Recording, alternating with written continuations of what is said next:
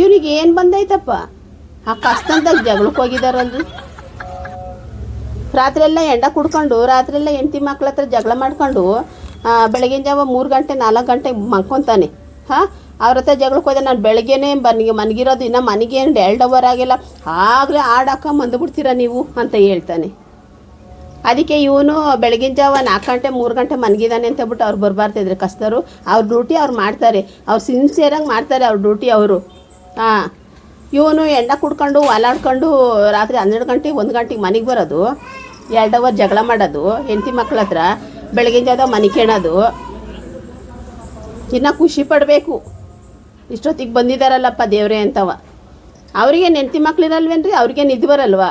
ಹಾಂ, ಅವ್ರ ಡ್ಯೂಟಿ ಅವ್ರು ಮಾಡ್ತಾರಪ್ಪ. ಇವನಿಗೇನು ಬಂದಿರೋದು? ನಾನೇ ಜಗಳ ನೋಡ್ಕೊಂಡೇನು ಸುಮ್ಮನೆ ಬಂದಿಲ್ಲ.